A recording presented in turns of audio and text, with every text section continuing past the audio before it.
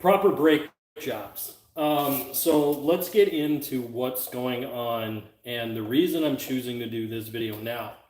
So I've been fighting some fuel consumption issues on Malibu steel. This car should be easily able to get over 30 miles to the gallon.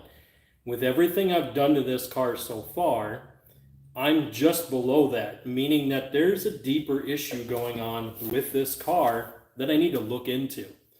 And how can I go ahead and figure out what's going on? Well, we obviously chased down any motor issues. We replaced the coils, we put new plugs in it.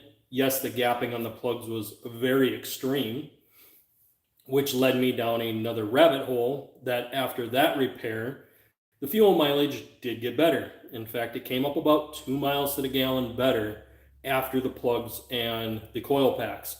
That's a huge difference. Now, the thing is I got questioned whether or not I really nailed the main issue going on here. The truth is I did not nail the main issue. The main issue is the brakes. And after taking the tire off, I was able to see exactly what was going on with these brakes. So I'm going to go through and I'm going to break this all down for you guys. We're going to take a look at what we've got apart.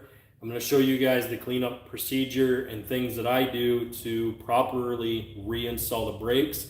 And I'm going to be showing you guys a brake upgrade. This is something that if you're going to plan on using the vehicle and driving it, you're going to want to make sure you put the best possible parts that you can into it.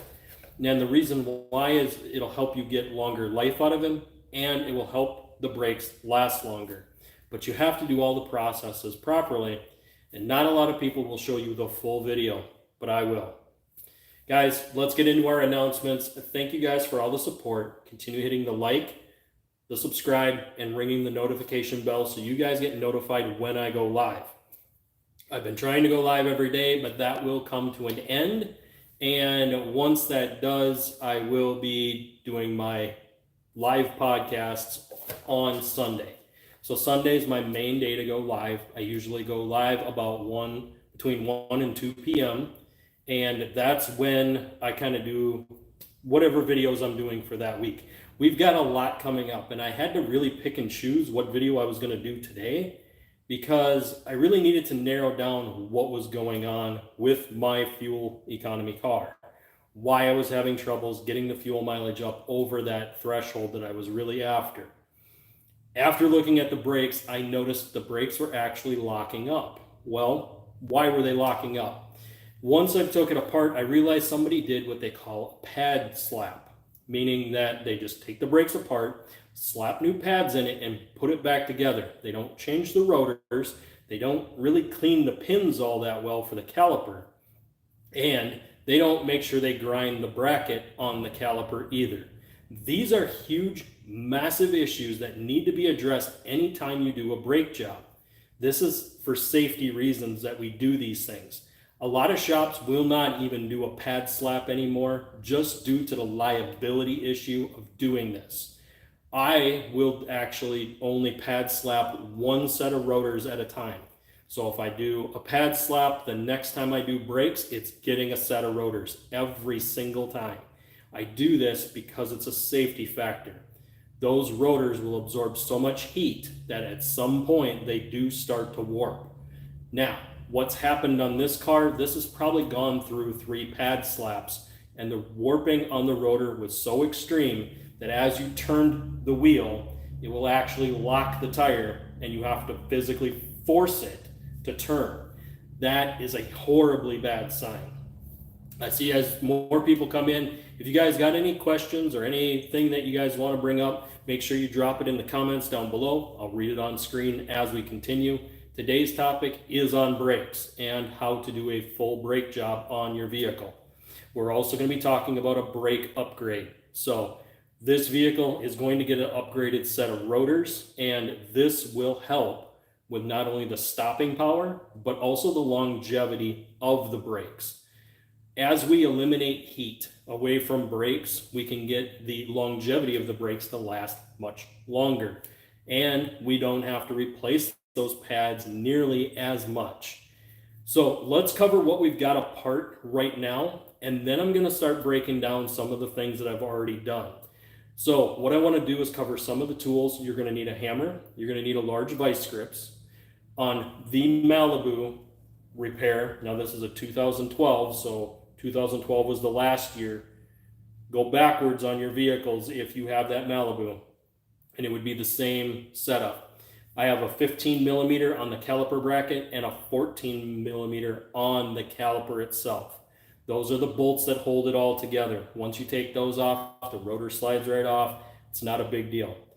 Also, when you go to do this, you're going to want to make sure you have some brake clean on hand. So when you buy your rotors and your pads, make sure you pick up some brake clean and some paper towels.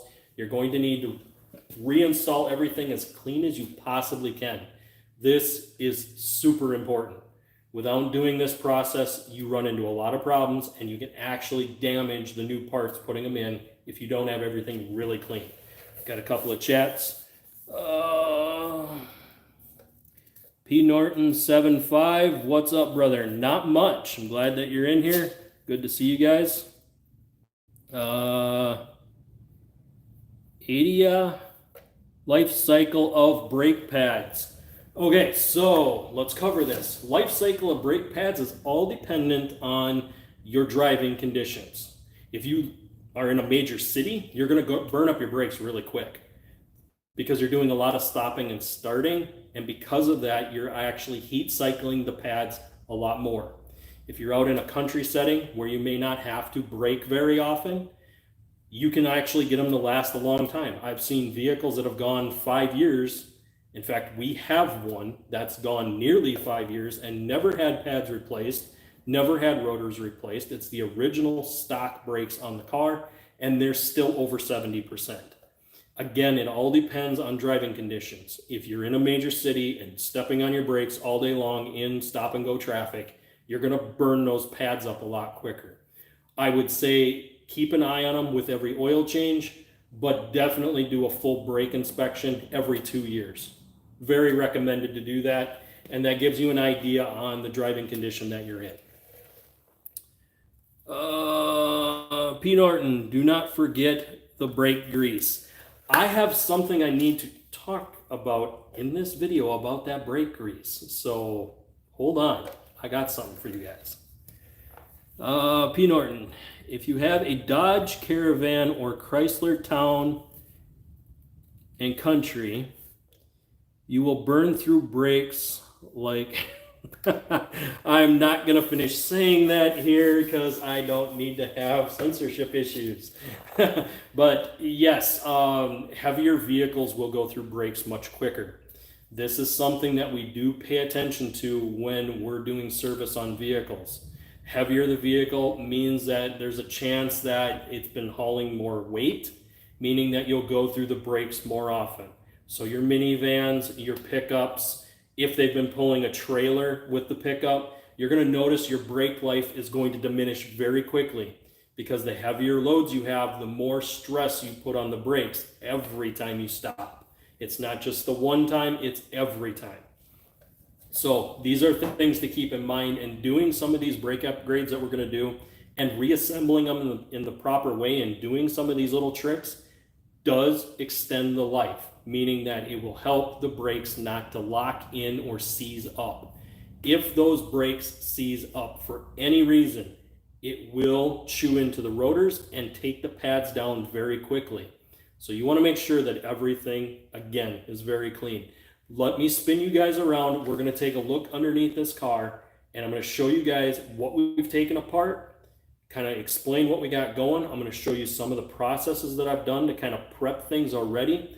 At that point, we're going to go ahead and start putting things back together so you guys can see how I prep and clean these parts. Again, I'm going to try to show you guys as much as possible. If there's something that you guys see or don't see, make sure you leave the comment down below and I'll go back and I'll recover. But let's go ahead and take a look underneath right now.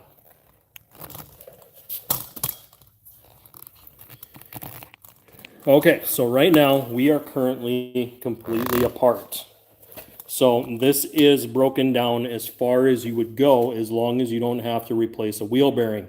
If you have to do a wheel bearing, now would be the time to do it. but I always double check to make sure that everything looks good here. And as long as that looks good, then we're good to go.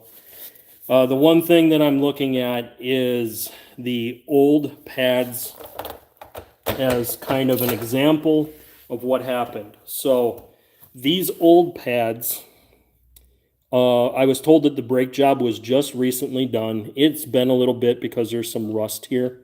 We can't trust that these were normally done right away. Also, if I compare the pads side by side, there is a slight wear to one pad faster than the other. And this is what I was afraid of when I was thinking about the fuel mileage issue and how there's a good chance that I'm losing fuel mileage.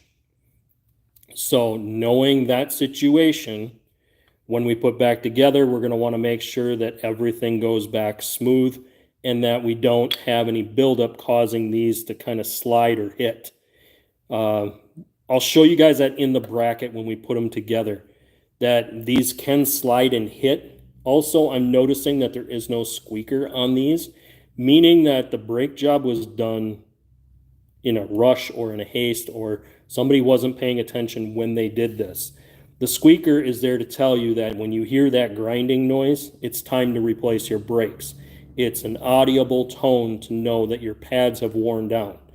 There may be several different reasons of why your pads wear down, but that tells you that there's something wrong and it's time to start taking the tire off and taking a look at what's going on. So these pads were not too horribly wore down, but because I was noticing the brake drag, I knew it was time to take this apart and see what was going on. I did notice that the rotor was warped when I laid it on a flat surface. I was able to rock that caliper or that rotor. That rotor should never rock. If it's rocking, that means it's warped, and you should never reuse a rotor. Many mechanic shops are going to say you should never reuse them. I will only reuse them one time and put new pads on. After that, it has to have new rotors or I don't do the brake job. Let's cover the bracket quick, and I want to talk about what P. Norton 75 was talking about. And this really comes down to over greasing pins with the wrong kind of grease and what can happen. So on our new bracket, I've already reinstalled the shims, but I'm going to go ahead and pop a shim off so I can show you guys what's going on. As you guys see, it's nice and shiny in there. This is what you want. You want to remove any rust buildup that could potentially contaminate your calipers and cause the pads to lock into place. If these pads are locking into place, it's going to bind against the rotor and it's going to chew the pads up. So we need to clean up this area. We don't want to get too carried away. We don't want to put a bunch of grind marks in here, but we do want to clean this up and get all of the basically contaminated rust out of there so that it actually holds up really well.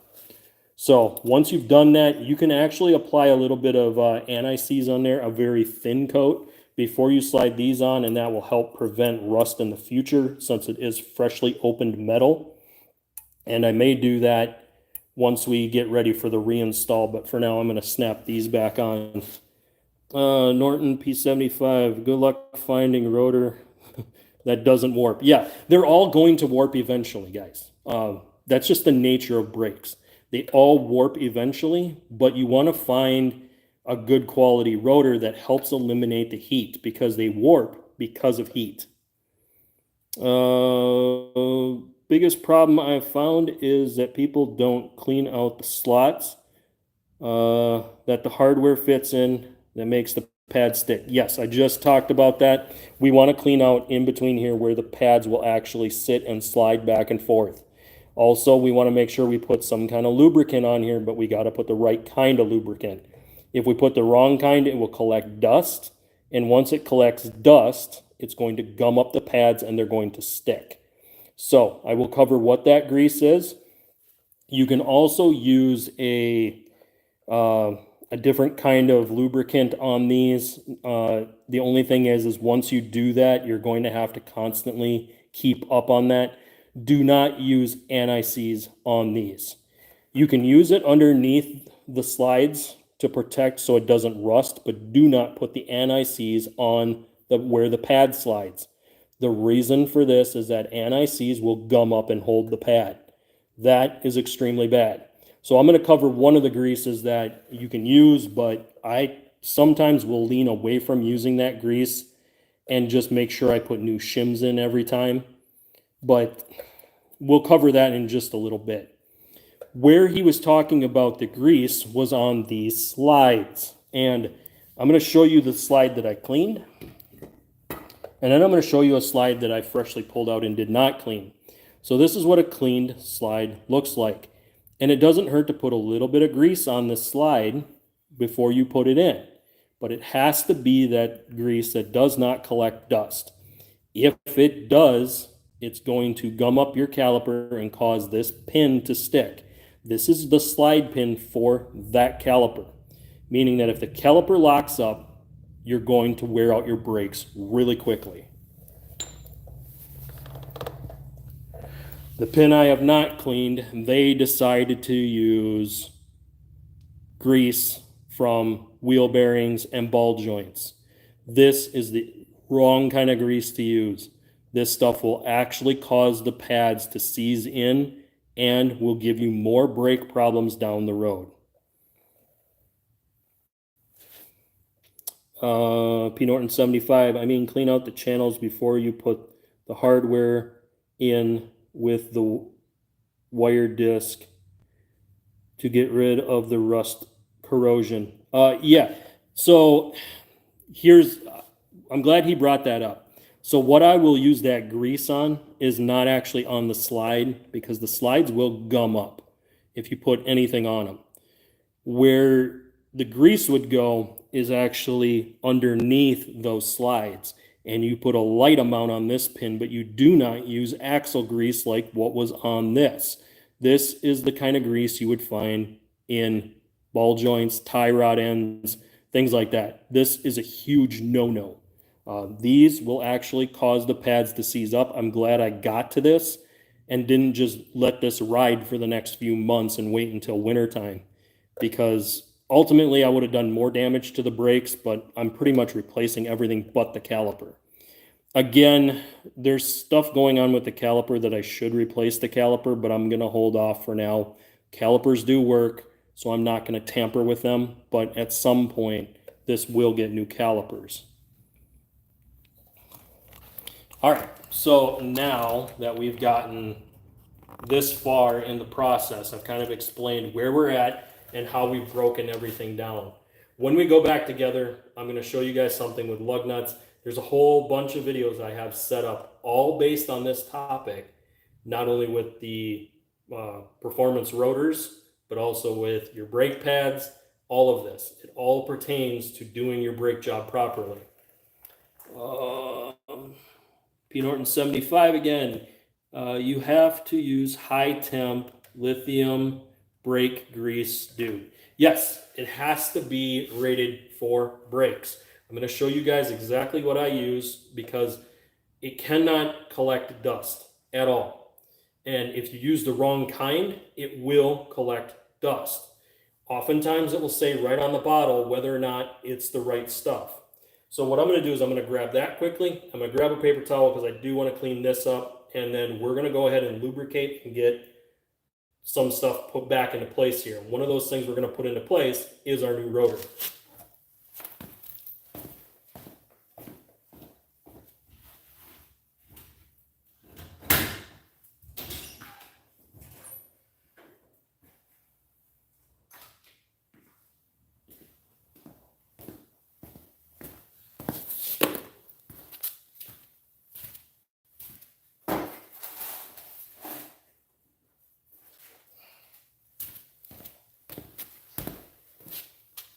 All right, so I got my rotor here in the box. I'm just going to set that down for now. I finished cleaning this, and then I'm going to show you guys this grease.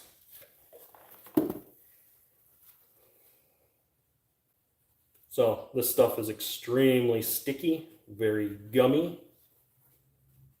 So not the right kind of grease. This should never be extremely sticky. This also has a rubber slide on the end of it. So these calipers do not have slides built into them. They're built in on the pin, meaning that when you look at these, one pin doesn't have the slide, one does. So you have to make sure you get the pins in the right order. So before I go and slide the pins in, we're going to talk about this grease real quick because this is kind of a hot topic here. So this is what I use. You can find it at any auto parts store. It's called Sil Glide. This is designed for brake pads. This is designed for the slide pins. Not using this means that you're going to get dust in there. There is other kinds. I believe P75 has recommended, I call it the purple goo. That is a different one that you can use, but it does the same thing as this. The Sil Glide is exactly what you need for your pins. And if you want to put them on the pads, you can, but I actually don't recommend that. The reason I don't is because the pads need to slide on these metal brackets. You don't want anything gumming them up whatsoever. I've seen people wash these and try to clean these up, but for the most part, I don't mess with the slides, but I do clean underneath the slides because that will take, if you don't clean underneath them, what will happen is when you put the pad in, it'll pinch. And when it pinches, that's when it can bind up and not want to move back and forth in here freely. Oftentimes I will put the pads in, I will slide them around and make sure that they're free and they're moving properly. If not, I will re-gap it by taking a cutoff wheel and just slowly working at this surface to get the clearance that I need for those pads to slide not loose, but at least smooth. I don't want them to catch. If they catch, then I got to do a whole lot more work.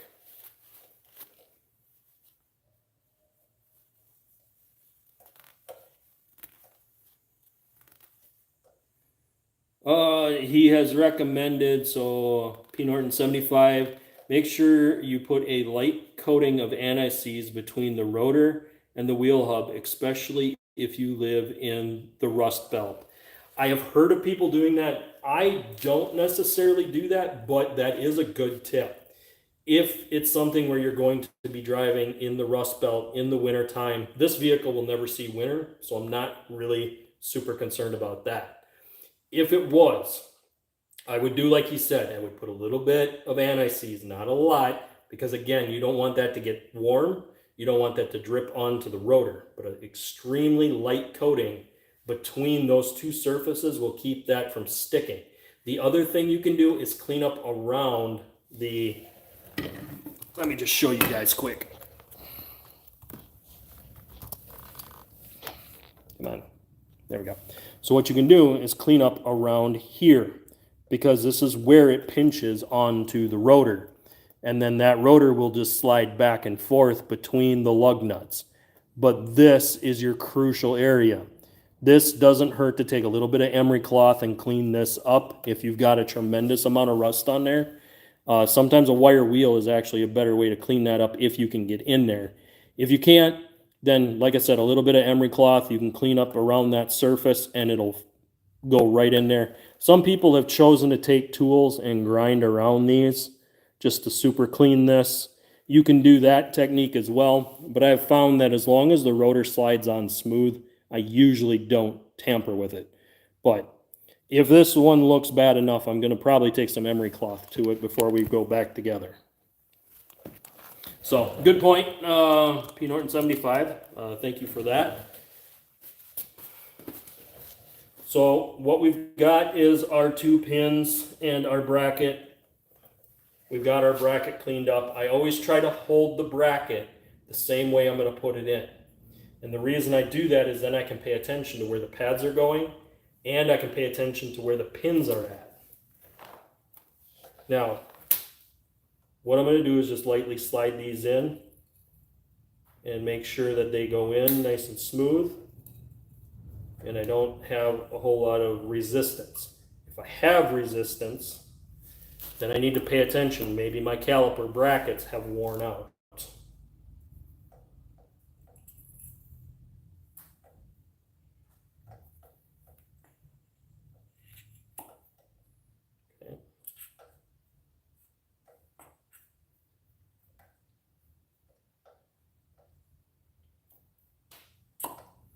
Okay, they're sliding, but they're a little sticky. So at this point, I'm going to take an extra step that you guys may not have to do, but I'm going to, because this person used axle grease or bearing grease on these. I need to flush them out.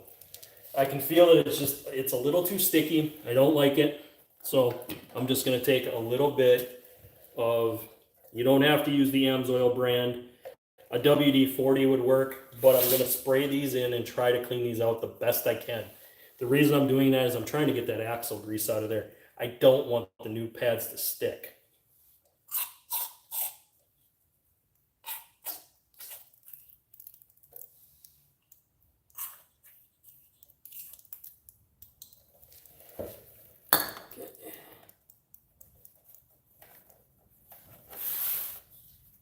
P. Norton NICs between rotor and the wheel. You could do that on that circle part of that hub and on your lug nuts. That's where I would recommend your NICs. And that works really well to help you take it back apart again the next time. I usually put a little dab of NICs. I don't get carried away with that stuff because, again, I don't want it dripping all over everything. But a little dab does help. Plus, it does give you a more accurate torque spec when you're retorquing it.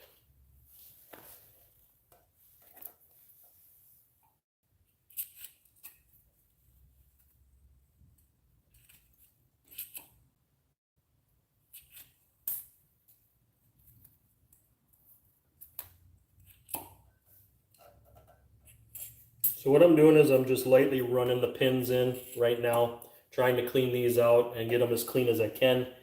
What I'll do is I'll put a little dab of grease on the pins. I won't get carried away because, again, I don't want a bunch of grease in there.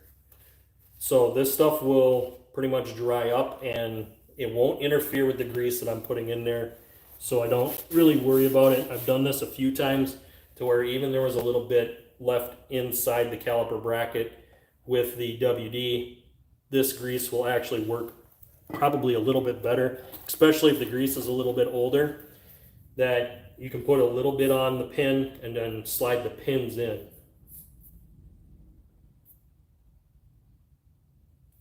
So I get a little dab on my finger and then I just lightly grease up the pin, put a little dab on the end of it.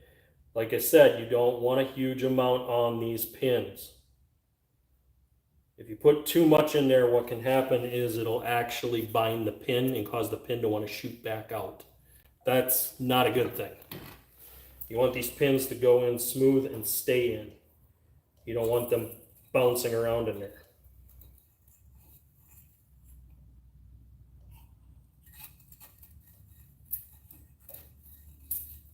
Just don't like these brackets. There's too much crunching going on.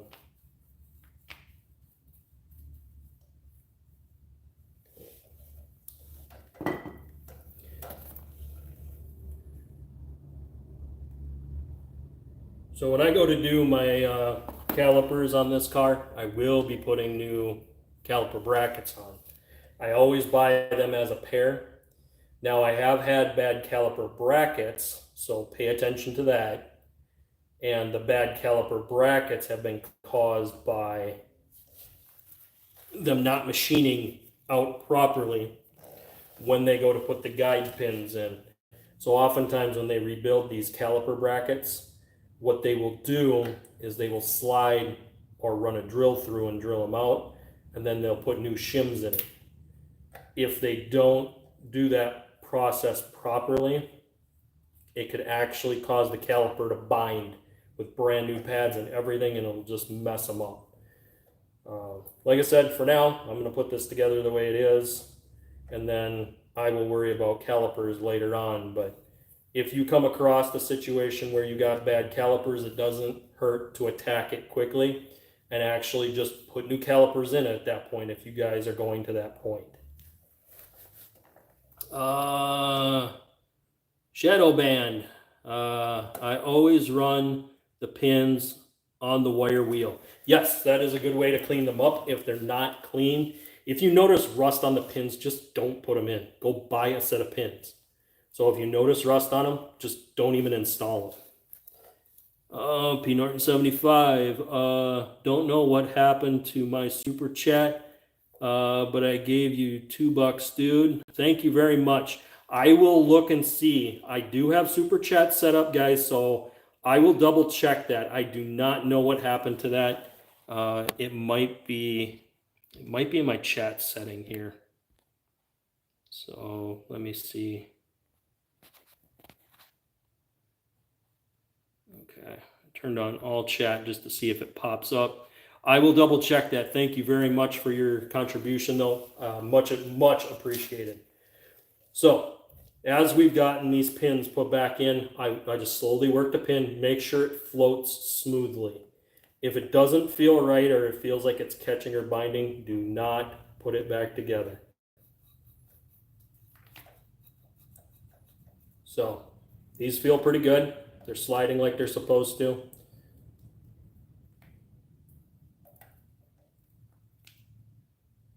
And we're ready to go back in. Now, like I said, there was a little bit of grease we could have put on these slides underneath them to keep this rust from getting underneath there. You can choose to do that if you want, but I would again use the Sil Glide lube that doesn't collect dust. You don't want dust or contamination getting underneath those slides. And you don't have to get carried away, just a little bit. Again, you're only trying to prevent the rust from happening later on. So I'll just do a small dab on my finger, and I'll actually spread this between both of the posts underneath the slide. And it's just a skim coat. Again, all we're trying to do is cover that to keep that rust off of the bare metal. You could take the time to paint these with a ceramic paint. That would be probably the best technique, is to ceramic coat it. But again, you're having to strip the whole bracket down. That's going to shut it down for a lot longer. If you're just doing a quick brake job, this is a way to kind of cheat, not painting these surfaces. P. Norton, no worries. Technology is great when you don't need it. But when you do, it's always down. Yeah, we can talk about that. Yeah, we gotta love how our technology can get compromised so easy and have much bigger problems, such as banking, emergency services, flights. I mean, how far do we want to go? So what I'm going to do, again, I'm just putting a little bit of grease underneath these, and this is just to prevent rust from happening quicker. So what this does is just provides a little bit of oil lubricant. Again, this is Sil Glide, so it doesn't collect dust. And all it's doing is keeping it from rusting prematurely. It's going to rust over time. There's nothing you can do about that, especially on something that's exposed to that much water and that much road salt or road debris. So again, this is a good time to not put stuff that collects dust. Most of your lubricants collect dust. I'm going to tell you guys this right now. Most of it does. So anytime you're dealing with any kind of lubrication, most of the time it will collect dust. And the only way you're going to know whether it does or doesn't is you have to have experience dealing with some of these chemicals. WD-40 and chemicals like this collect dust. Lithium, just straight up plain lithium grease, is horrible, collects dust. Anti-seize is one of the worst things to put on brakes because they collect dust. If you're trying to keep something from welding itself together, such as an aluminum rim and a steel hub, make sure you use the right grease for that, number one, the right anti-seize. But number two, you're trying to prevent that from seizing up. The issue is those will collect dust. That dust will build up and bind the pads. That's what we don't want. So now that our bracket is somewhat prepped, we're missing one more thing. We're missing our pads, our brand new pads. We also want to check our pads. So brand new pads out of the box, most people think they're ready to bolt on and they're good to go.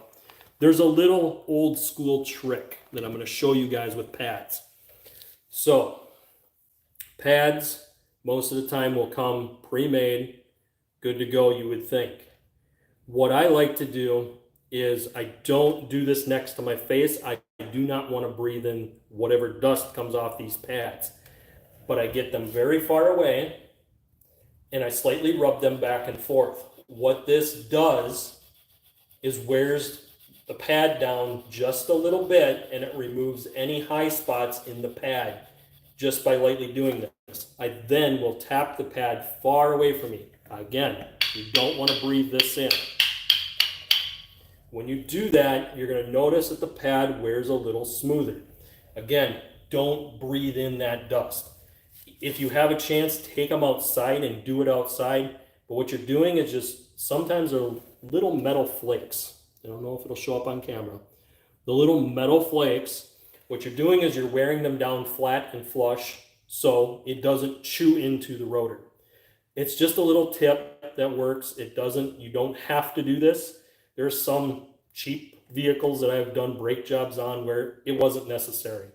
But when you're doing a huge brake upgrade like this, every little trick does help. So we're going to go ahead and load our caliper. And by loading our caliper, we're going to take one pad and we're going to slide it into our bracket. Again, we want these to slide nice and smooth. We don't want restriction. We don't want this pad to feel like it's binding. Also, one thing you do want to pay attention to is, do the pads slide up and down?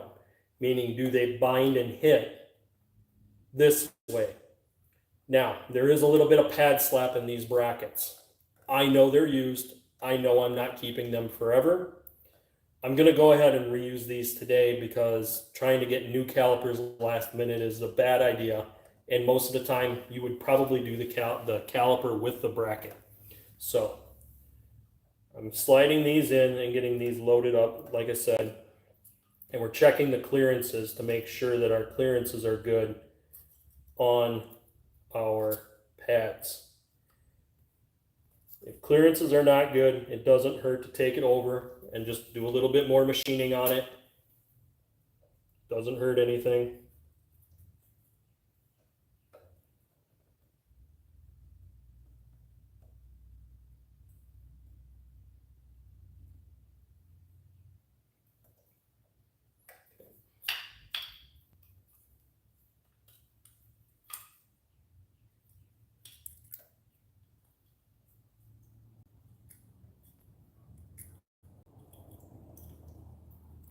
So what I'm doing is just double checking all my clearances, sliding stuff around, making sure it fits, that I'm not hitting anywhere. I don't want my pads to bind or hit. If they hit now in the bracket, now is the time to fix them. Again, you also check the pads, moving them up and down. The one set of pads, really good, doesn't move up and down. There seems to be a little bit of catching with it, but I'm going to play around with it just a little bit longer. Make sure that it isn't going to catch or bind. If it will, I'll take it over and grind it again. Do not grind the pad. Some people will try to cheat and grind the posts on the pad. That is the wrong way to do it. Grinding these causes these to rust into the slides because these are ceramic or Teflon painted. When you do that, it'll cause rust to happen really quickly there. You don't want to grind on these. You grind the bracket so that it slides smooth, because that you can apply the grease on the back side and it won't impact the pad going in. Always try to avoid rust wherever possible. So open bare metal is instant rust. That's a reminder. So now that our caliper is loaded, our caliper bracket is loaded with its new pads, we need to prep our rotor.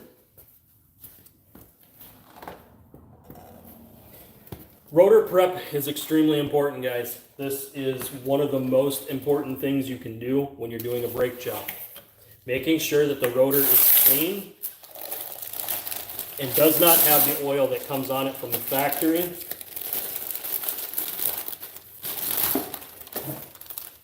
is the most important step. I'm sure we've all seen either the TikToks or the Instagrams where people put anti-seize all over their rotor, and it does extreme amount of damage, meaning that you have to replace all your brakes because you put a material on there that it'll never come back off and your brakes will never work properly again. So I'm going to lay this down, I'm going to clean one side, and then I'm going to show you guys how I flip it. But I'm going to turn you guys so you can watch what I'm doing.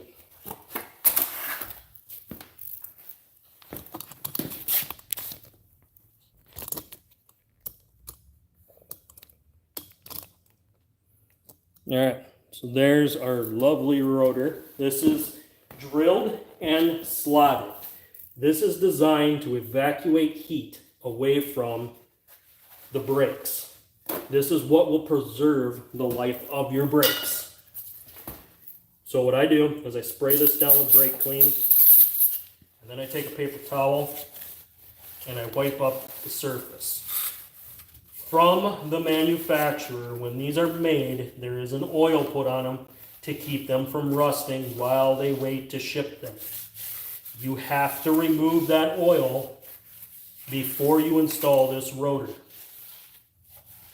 If you don't, it will contaminate your new pads and actually wreck them. So now that I've cleaned this, I'm going to pinch it from the sides and flip this rotor over without touching that surface where the pads ride.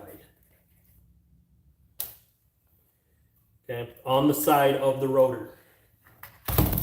I flip it over like this. Now I'm going to clean this side.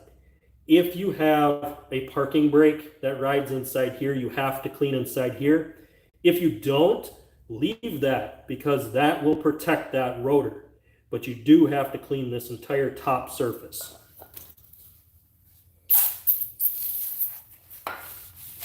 So with this, I just wipe where the pads are going to ride or any potential spot that the pads could touch.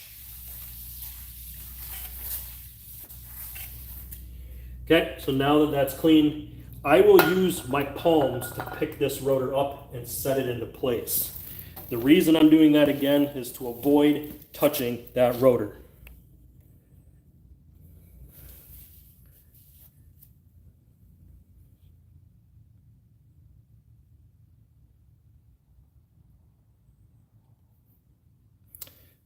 P. Norton 75.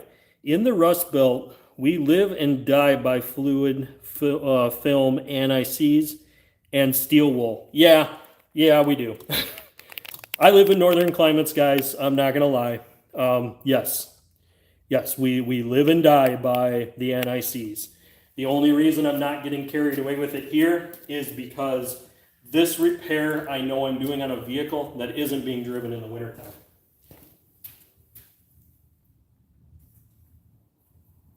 Now this one is my daily driver, but I'm not going to be driving it in the winter.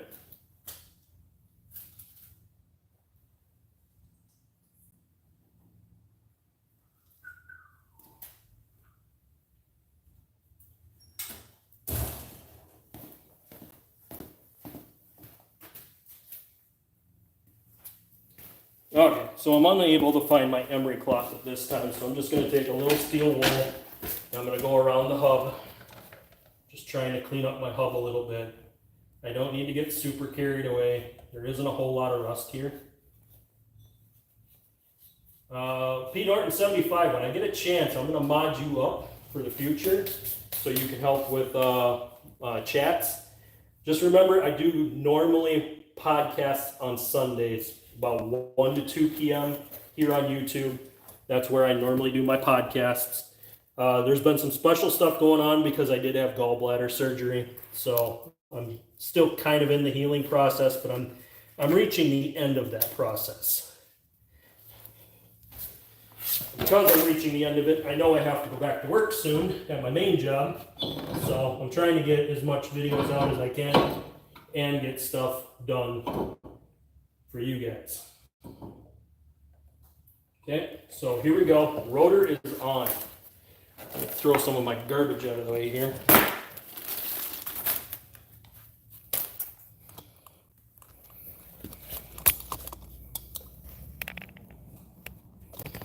All right, So these are drilled and slotted rotors. Let's talk about these here just for a little bit.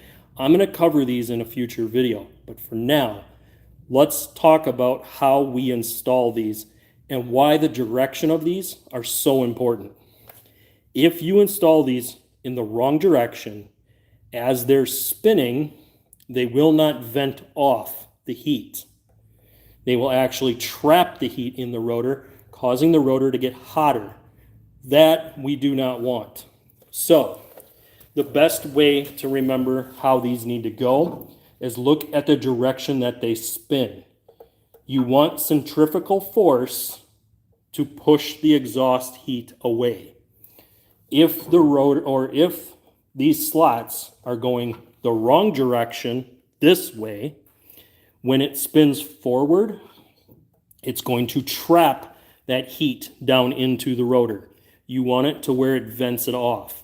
And again, it's all by centrifugal force, the direction that the wheel is turning. So when you're going down the highway, it's going to be turning this way. You're going to hit your brakes and it's going to get hot. You want that heat to spin off of the rotor, away from the rotor. So you always point it away. You don't ever want to point towards the direction that it's turning. That's the best way I can explain it and show it here. So always pay attention. They're always going to be drilled and slotted for a certain position on the vehicle. Make sure you get the right ones on the right side and that you do this properly. If you mess this up, you're going to build heat in your rotor, not get rid of it. Okay, so I'm going to flip you guys around so I can kind of see the chat as I'm putting the rest of this stuff together here. And I'll get you in a spot where you can kind of see what's going on.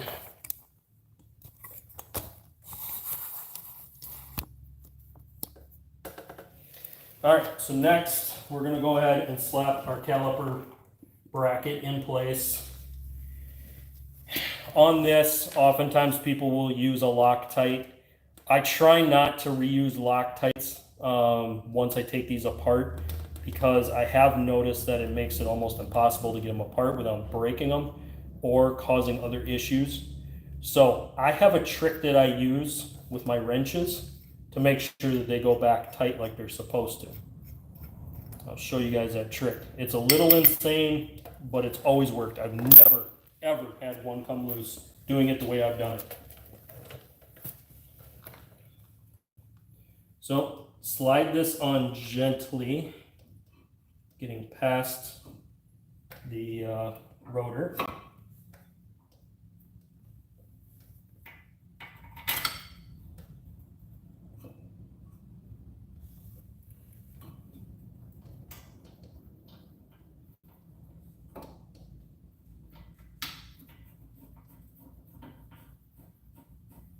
I try to run these bolts in by hand so that I don't strip anything out. If I can't thread them in by hand, then it's time to wire wheel these up and clean these up. Don't force bolts in, ever. Under any circumstance, never force bolts. If you have to force them, then there's something wrong.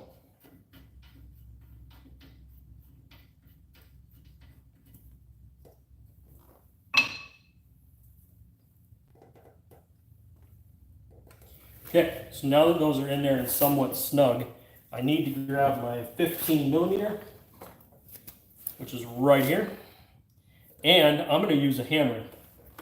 You guys are going to look at me like, why are you doing it this way rather than using a torque spec? I've done so many brake jobs that I know what the torque spec feels like when I'm hitting it with a hammer. And I've gotten used to using this technique so much that I've gotten comfortable with it. If you don't feel comfortable, look up the torque spec and use a 1/2-inch torque wrench. If you get used to doing brake jobs enough, you will learn this trick and you will feel comfortable with this. But again, this is only if you've gotten used to using this and you know how to do it.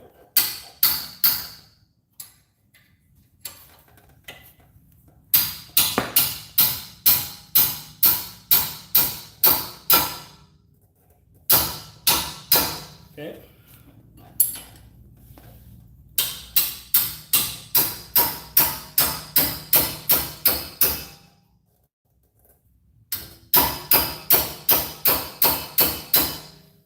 those are tight. Again, that is a trick that you learn over time. It takes a while to learn that one. So that's an advanced technique that takes you a while to learn. You won't learn that one overnight. Next, we need to make sure that our caliper piston is in far enough. If it is not, we will have to press it all the way in. It doesn't look like we are. So I'm going to put this back up here. I'm going to grab my old pad. This is an old school trick you can use with a C-clamp and the old pad. You slide it into here. You take your C-clamp and slowly press this back in. Now, just know that there is different styles of pistons. Some you will be able to do this with, some you will not. The only way you're going to know is to look at the design. Some of these will have a keyway. I will show you guys that keyway in just a little bit. That special tool is designed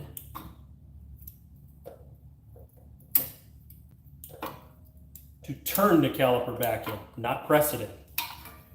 On newer vehicles, you will have to put this into an ABS bleed, meaning you will need a scan tool to do this on much newer vehicles.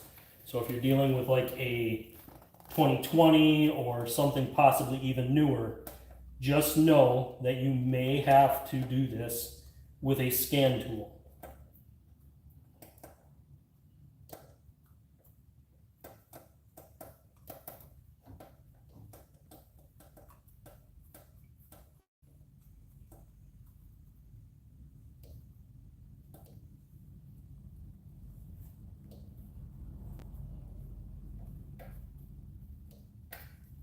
Okay, one thing I'm doing is going around and making sure that the rubber is tucked in, that it doesn't catch on the pad.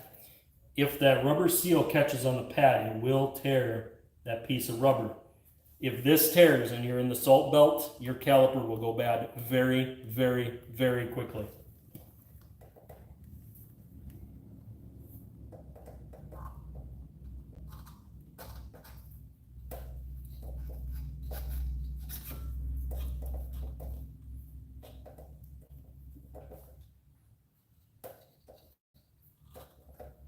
Okay, so now that this is in place, we can run our 14mm bolts in. These are the bolts to hold our caliper bracket in place.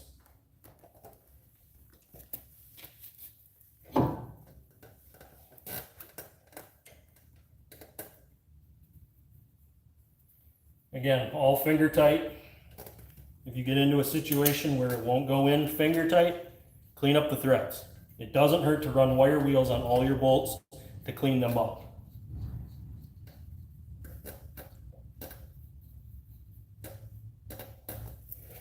Okay. Next, I can tighten up my caliper.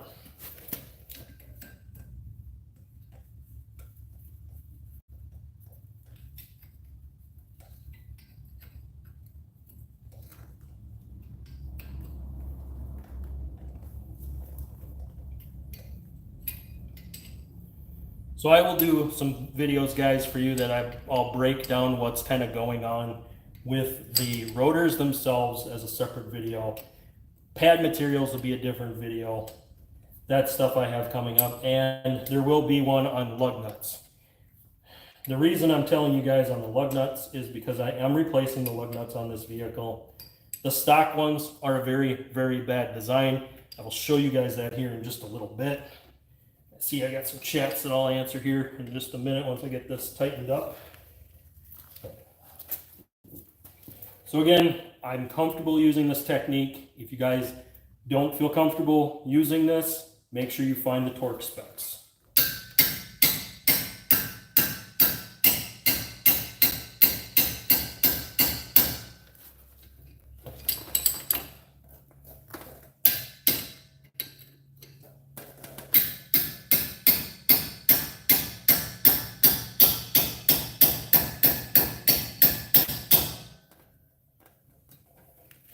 Again, that is a more advanced technique.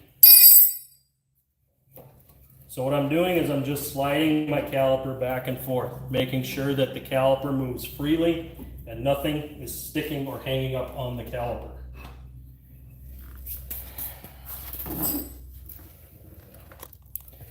All right, let's look what I got for chats going on here.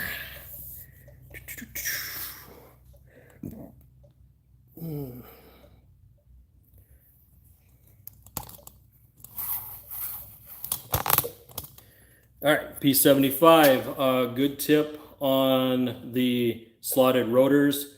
What time zone are you in? I am in Central Time, guys. So all my videos are in Central Time. Lone Wrangler.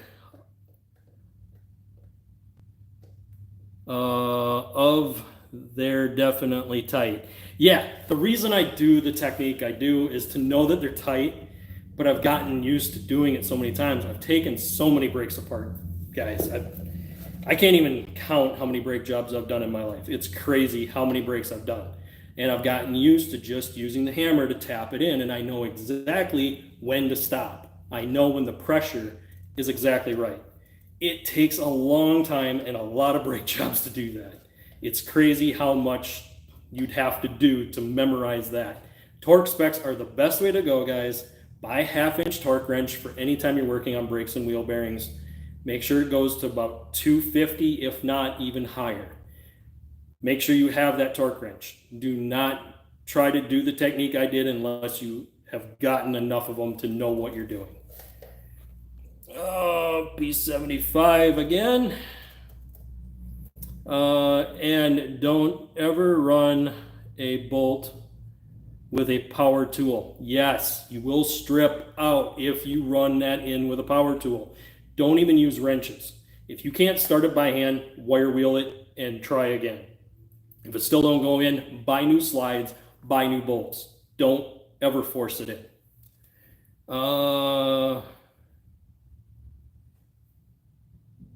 P Norton 75, what's up, Lone Wrangler? You don't have a star along with your name, do you? Yeah, so we'll just have to kind of see what's going on with that. Slotted calipers are usually on the rear brakes, right?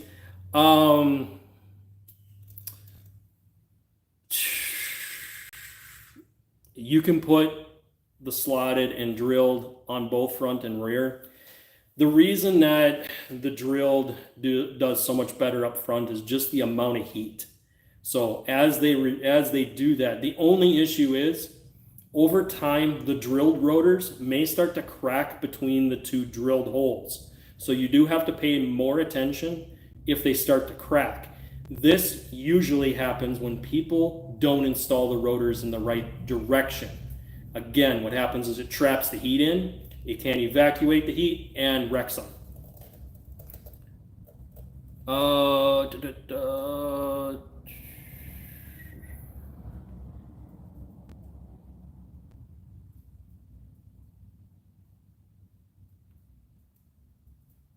Wrangler Star is what he was getting to. Okay. Not rotor. Oh, the calipers. So yes, each vehicle's different. You're going to have different tools. Let me grab one of those tools right now, guys. This, anytime you're going to do a brake job, you need to know if you have this kind of brake setup, because if you do, you're going to need this special tool. Oh, I'm going to find where I got it. Here it is. So this special tool is designed to rotate calipers in if you have the twist-in style. It comes with several different styles and points, all based on what calipers you have. You will find these mainly on import vehicles. Kia, you'll need this on a Kia on the rear. There are other ones that have them. I think Ford might have had them on some of their cars back in the day too. So that's another thing to kind of pay attention to.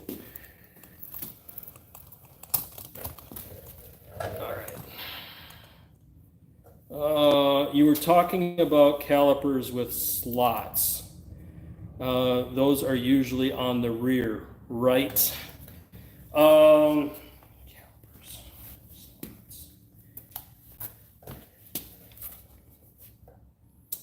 Oh, you're talking about the different style of calipers. Okay. So what I meant by that was there are different styles of calipers. Some may actually slide into the bracket. Some don't have that kind of a slide set up to them. Each one is different. And I might have confused you guys on that. Each vehicle will have a different setup on the brakes, but in general, you're going to have a bracket, you're going to have a caliper, you're going to have the rotor, you're going to have slides, however that's set up, and then you're going to have the pads. So on a lot of vehicles, the slides come in contact with the pad, and the caliper only presses the pad. Some other styles will use a slide, a separate, different kind of slide. So yeah, you'll have, on front calipers, you're going to have a bolt slide where the caliper will slide on the bolts. On a rear setup, you may have an actual slide for that caliper where it'll slide back and forth on the bracket versus having the bolts. Each one's different on how they work and come apart. Make sure you look for your own specific vehicle when you're looking it up. But for the most part, what we looked at today on the front of this is pretty identical to what you're going to find on most brake setups. You're going to have the caliper, you're going to have the slides, which are the bolts that hold the caliper on. You'll have bolts that hold that bracket on. You'll have the slides that the pads ride on, your rotors and all that. So if there was any confusion there, hopefully that clears it up. One last thing I got to talk to you guys yet about is these bolts. These bolts for GM are trash.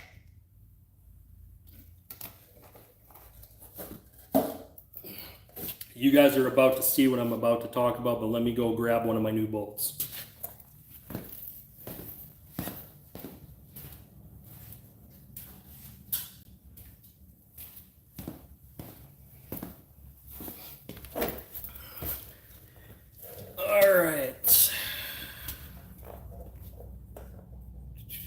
P75, what I meant was cars with rear rotors with electronic emergency brakes usually have a twist in or twist end caliper. Yes, that was that tool that I just showed you, was the twist in one. That requires that special tool. It looks like a cube and it's got a bunch of different points on it. Make sure if you need that tool, you buy that tool and keep that tool in your toolbox. Emergency brakes usually have and require a special tool. Correct. It was that cube that I showed you. So that cube has a bunch of different notches in it. That's what you need to be able to twist that caliper in. On the electronic brakes, especially the Fords, there is a sequence that you have to go through to back that parking brake off. If you go and pull that apart and you don't back that off, you can actually damage a $2,000 caliper. Always check your vehicle and look at several different videos before you ever take your brakes apart so that you don't damage stuff. Things can get very expensive very quickly on new cars because they're pushing the technology envelope. I am not happy with what they've done with brakes recently, but it's the trend of the industry. I hate to say it that way, and that's just kind of how it's gone. But that's one of the trends that we're starting to see is these brakes require us to do a bunch of extra stuff just to be able to change pads or to change pads and rotors. So again, F-150s, make sure you figure out that sequence and you do that to back it off. You have to do it in reverse to reset those before you do anything else with the brakes. Now, anytime you do a brake job, do not put it into gear until you've pumped that brake pedal until it gets hard again. If you do not do this, it will take off through the front of your garage or through the back door. Always pump up those brakes before you move the car. Before we even get to that point, we need to put our rim back on our vehicle. Stock lug nuts that look like these get thrown away. Why? These have a crown on them, meaning there is a little split. I don't know how easy you guys can see this. but this has a cover on it. This is a covered nut. These are horribly bad, and when the cover falls off, you have to fight to get these off. Sometimes you can go down to a standard size socket and get them off, but it's a pain if you ever round off a lug nut. You will chase to try to get that lug nut off without damaging the rim. So make sure when you're taking these apart, do not ever put the stock ones back in. Instead, buy a one-piece lug nut like this. This is an all one piece. This is not a cap. There is no cap on this. I don't have to worry about this cap ever, or a cap ever coming off of here. Plus, these will stay looking nicer because you don't have that potential cap that could corrode. These are trash. These have always been trash. GM did a bad design. As far as I'm concerned, shame on GM for that one. And I always throw those away. P. Norton 75. Those are the notorious for rust buildup underneath the chrome plating and cover.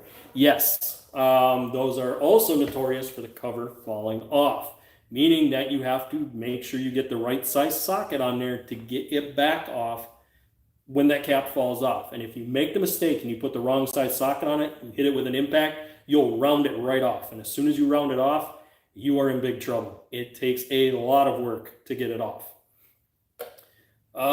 P. Norton 75, like I said, you've done a great job here today in the chat. I will be modding you up hopefully tonight. Again, I'm doing lives every day until I go back to work in about a week and a half. But normally my lives are always on Sunday between the 1 to 2 o'clock range. Sometimes it's like 2:30 at the latest, but that's when I do go live. I do like having my mods in here to be able to help monitor chat and help answer questions when other people pop in. It's kind of how I'm trying to build the community and kind of get things out there. So we've got one last thing to do with our new lug nuts. Now we could just slide these on and call it good. You always want to double check so it doesn't hurt to thread it on to make sure that your threads are good. Again, by hand. But we also want to put a little dab of anti-seize on these threads. The reason why is we want to make sure that they torque up properly and we get a good clean torque on them. And in order to do that, we're going to put a little dab of anti-seize. And when I mean a little, I mean a little. Some guys get very carried away with this stuff and it'll wind up smearing the rim. Again, like I told you, if that stuff gets on the rotor and gets in spots that it's not supposed to, it will damage brand new brakes. So let's grab the anti-seize, do that, and then we're going to go ahead and get this rim on there. I'm going to spin you guys around so you guys can see me put this on here.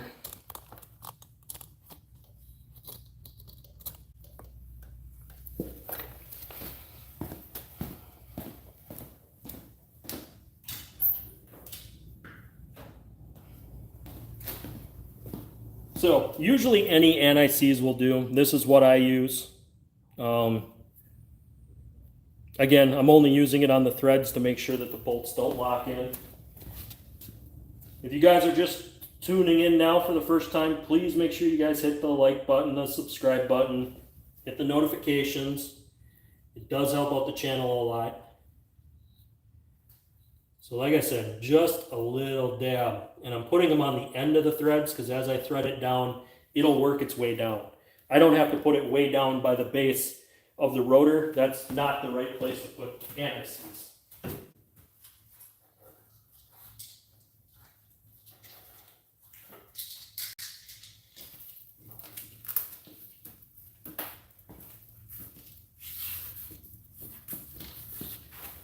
Okay, so now begins the trick of lining this up, setting it in, without smearing my anti-seize all over my rim.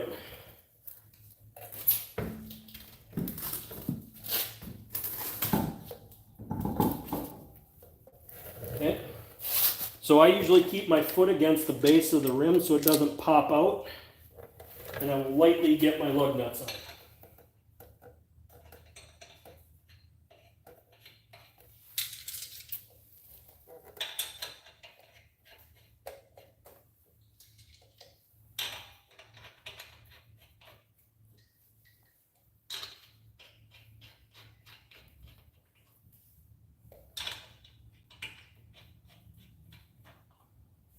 Okay, so I started them all by hand. I do this, you don't have to. You can use a wrench or a ratchet, and you can run them in lightly with the ratchet, but I do it lightly with the impact. Do not impact your rim on your vehicle.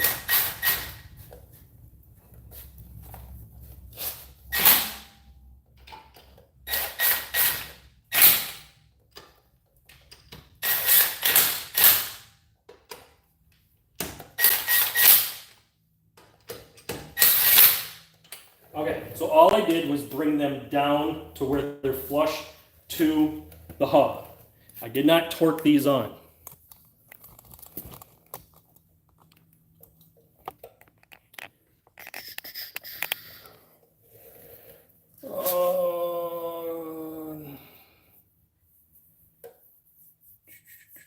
Anti-seize is like human fluids. They spread everywhere. You can't get them off. Yes, exactly. Anti-seize is horrible for that reason. You do not want to overdo anti-seize ever, because all it does is get everywhere. The whole little joke about somebody using anti-seize and being covered from head to toe is not a joke. It is extremely hard to even put any on without getting it on your own hands and fingers. So again, a little dab. It will spread down the threads. I don't need to get too carried away. The next step after you've lightly ran the bolts down is to torque these bolts down properly. You need to know the proper torque spec on these. Make sure you look up for your own specific vehicle. I'm not going to give you guys that torque spec right now here because I'm going to look it up for this vehicle. I'm pretty sure I will run these down to 110 foot-pounds. This is where I run most aluminum rims, but some are different. Dodge is up to 135 on their pickups, on their half-ton pickups. 135 foot-pounds is a lot of pressure on a rim.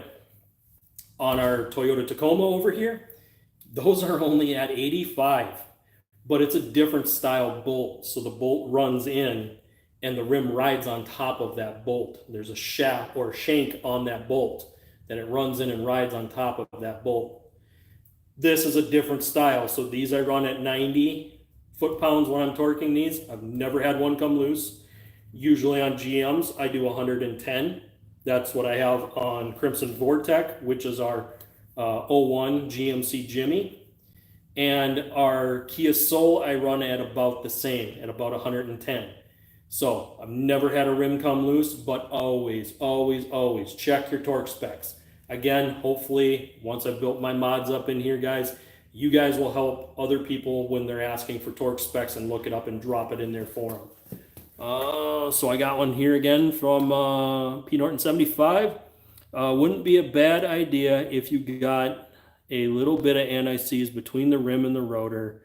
Brought my son's 08 Tundra, and it was I bought my son's 08 Tundra, and it was a Southern car. We had to use a sledgehammer to get it off, get the rim off. Yes. It doesn't hurt to put a little bit of anti-seize on the two surfaces. The only thing I'm going to tell you is that anti-seize does come in different flavors. The best way I can say it. You will have one that does really good from keeping rust and corrosion away. There's another one for metals, different kinds of metals. So that requires a special anti-seize to keep corrosion from happening between steel and aluminum. Steel and aluminum is where you get, there's an electrolysis process that happens. And what happens is it'll actually seize that rim onto the hub. When that happens, you will have to beat it off of the rim, and that is not good. Oftentimes I've seen people hitting right on the face of a rim with a sledgehammer. That damages the rim. If you ever have to hit on the face of a rim, put a board on it. Hit the board, not the rim. Because the minute you hit the rim, you can either chip, crack, or damage that rim. Torquing lug nuts in a star pattern will help with threaded or rotor warp as well. Yes, always torque in a star pattern. Never do it any other way, because if you try to go around in a circle, what you're doing is you're shifting that torque as you go around. And what it does is it presses things in a weird direction. Always go across. And if you can't go straight across, you go up at a star pattern, like he was saying. Because if you don't do that, you basically start binding that in a weird pattern. Always go across, never just go around in a circle. The only time you do the circle rotation when torquing anything is when you've already done the main torque and you're just going around to make sure that check that everything's okay. That's the only time that that is allowed when you're torquing on a rim. You only go around after you've already torqued the rim to the proper torque spec. You're just double checking your measurement to make sure that it works properly. I'm going to grab my torque wrench. I need to actually grab an extension to keep myself away from the fender, but we are at the point of letting this down on the ground, so I'm going to pull some tools out. We're going to go ahead and torque this one down. I want to show you guys that star pattern, because if you're going to do this, P Norton 75, copper and silver. Yes, those are, I believe those are the two different flavors.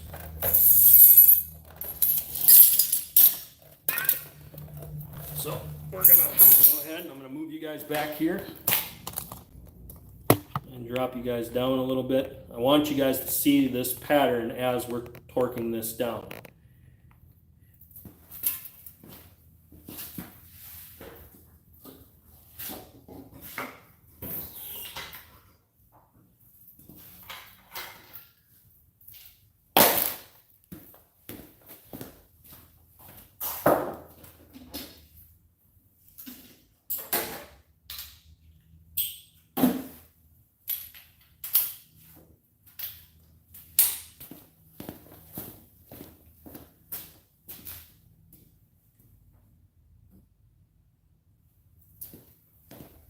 Okay, so I have a board that I keep track of all of my torque specs, tire pressures, when my oil changes are due. So I just checked my board, and these are 110 foot-pounds. So normally, the internet's going to tell you 100 foot-pounds. I never go 100 because I've had rims come loose at 100. So I go to 110, and I've never had one come loose if it says 100.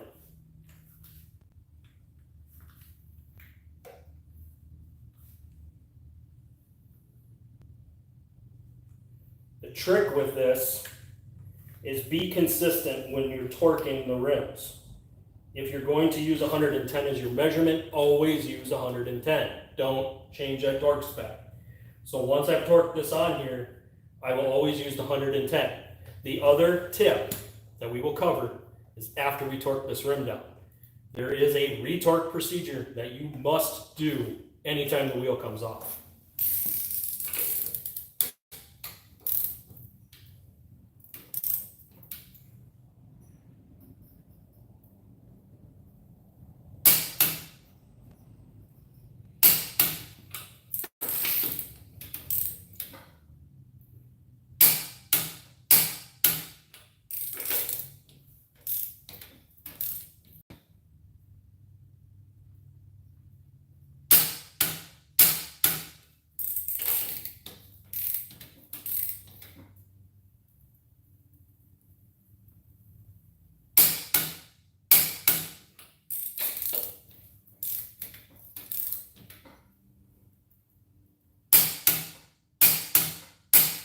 Okay, you hear me click it a couple of different times. I'm making sure that it's actually torqued right. There's two different ways to do this. You can press this down, or you can pull this up. There's two different ways to do a torque, but don't ever do a stabbing motion. The stabbing will give you a false torque, meaning that it won't be torqued properly. So now I go around and I just double check. What I do is I apply very slow pressure until it clicks. And sometimes I'll move just a little bit.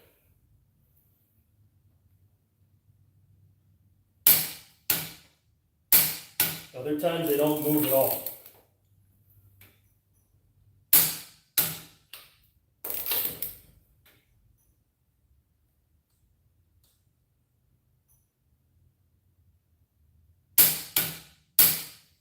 Okay?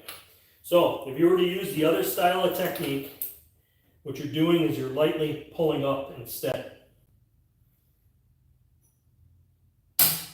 Now the reason I don't use this technique is it's extremely hard on your back. And as you can see, the torque wrench is not moving.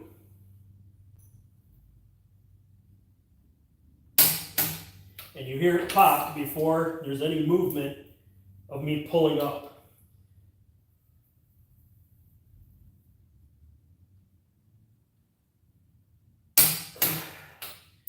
Again, this is extremely hard on the back.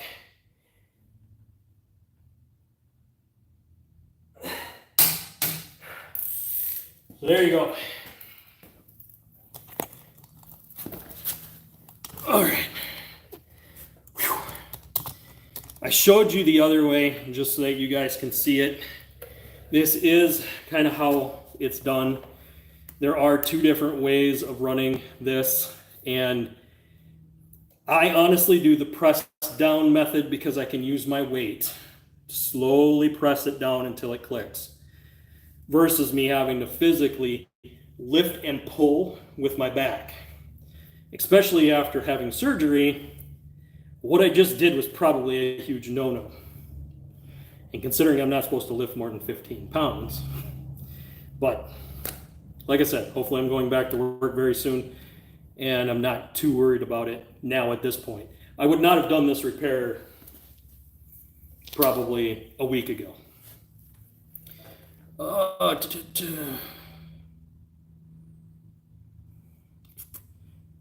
P. Norton 75. Whatever happened to the unsweetened green leaf tea? I can't find that stuff anywhere. Yeah, well, here's the thing. At one point, this was Lipton. Now it's Pure Leaf, and I think when they went Pure Leaf, they kind of went away from the green tea stuff, and now they've got they've started doing the subtle stuff, so like the subtle sweet tea, subtle raspberry. They're playing around with a whole bunch of different flavors. I've always drank the unsweetened iced tea, the straight up strongest stuff you can buy. It's just I grew up on it. I grew up on old-fashioned sun tea.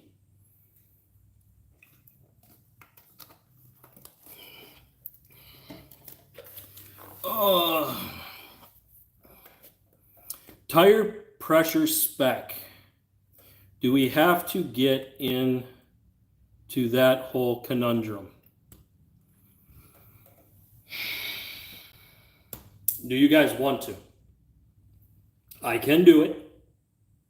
I can give you guys the rundown of what tire pressure spec we should be playing around with. I will give you guys an idea on what to do for best tire wear. If you guys want to get into it, I will.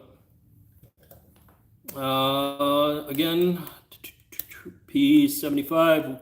Lots of people don't understand. There's a lot of different size torque wrenches and different size torque specs, unless you are using a digital torque wrench. Okay, so let's cover this right now. This is a 1/2-inch torque wrench. I was going to cover this when I did my lug nut video, but we're here. I'm going to go ahead and slap this in. I will redo it in that video because we're getting kind of late in the video and some people might not see this just because they don't follow all the way through on a video. This one goes to 250 foot-pounds. I bought this one to be able to do wheel bearings. When you're using one for lug nuts, you want one that you can also use on wheel bearings. Wheel bearings have a tremendously high amount of torque.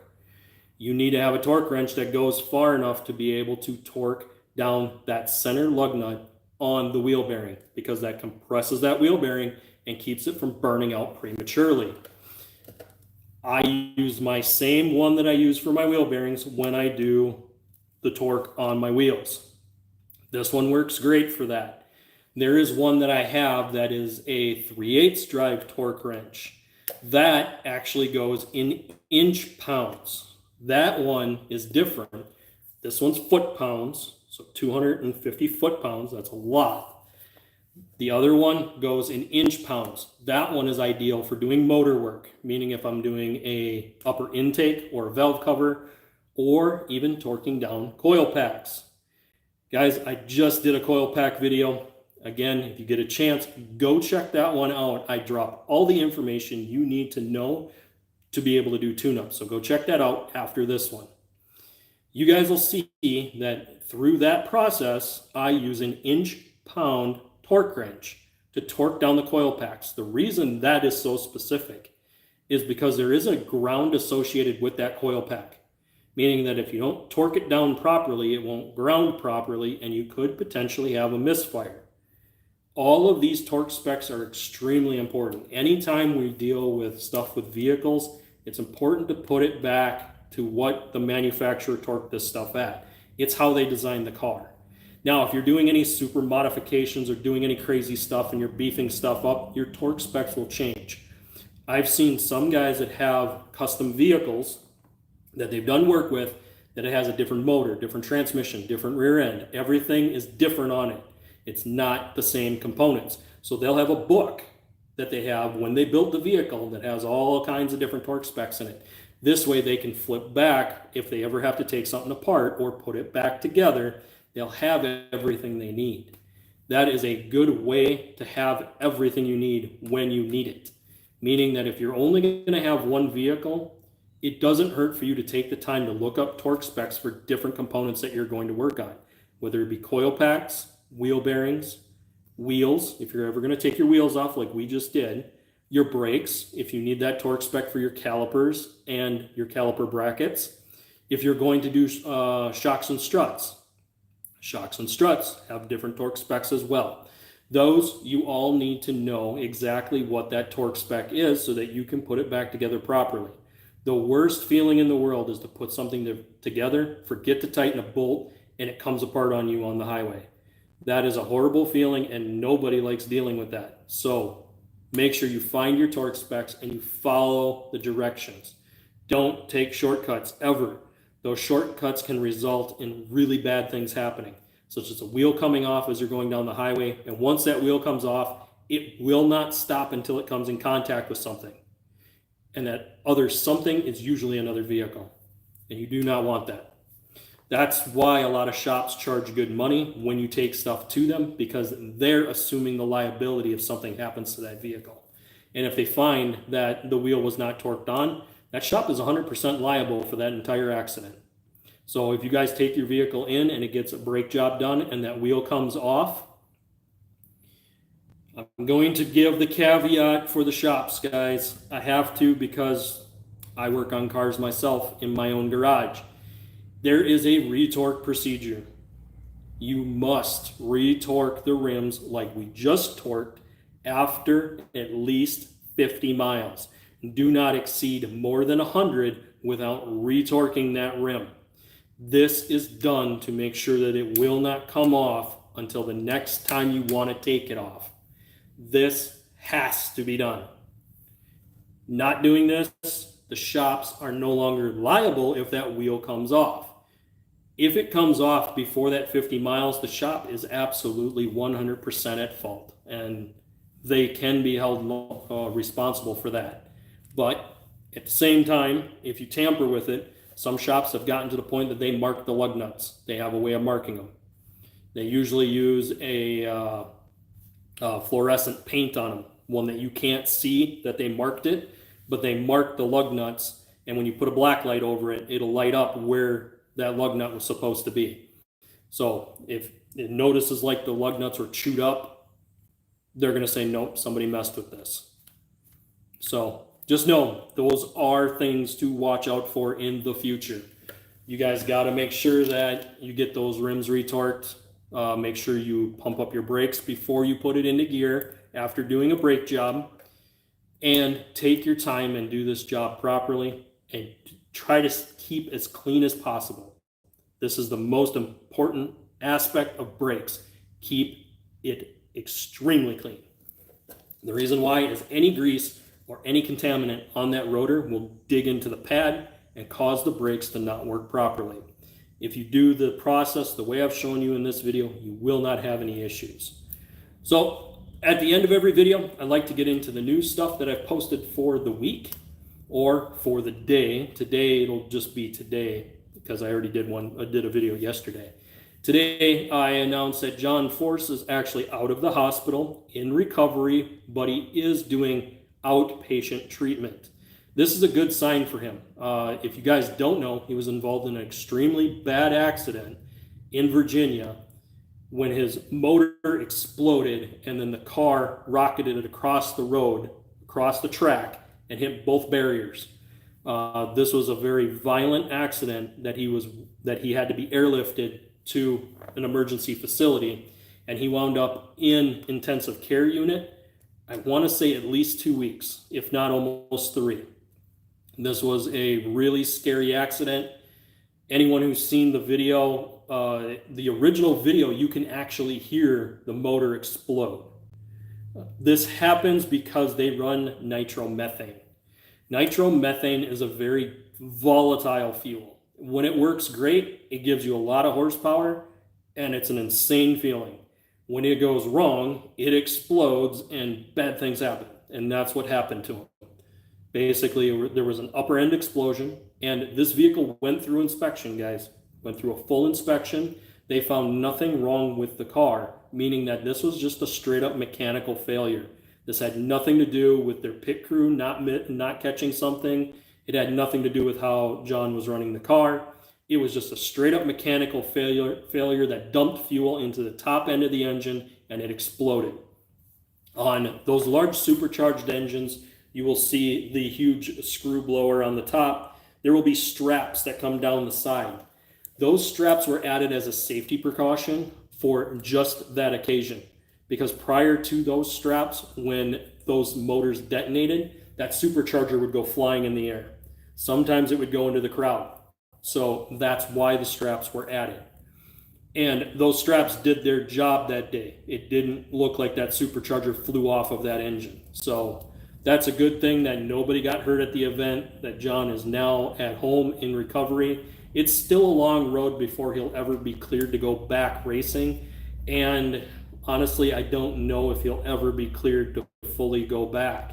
At his age, it's going to be difficult for him to get back on the track after experiencing such a violent crash. This might have affected his reaction time, and the healing process can obviously slow down or cause muscle regression, meaning that it'll be harder for him to rebuild back those muscles that he needs at his age. This was kind of something that I had to be concerned about with my gallbladder surgery. I do work at a very physically demanding job, so when I go back to work, I need to make sure I'm 100% because it is going to be rough on my body. And they make me jump through a bunch of hoops to get back in to go. I actually have to get approved by the company even to come back to work because of how physically demanding the job is.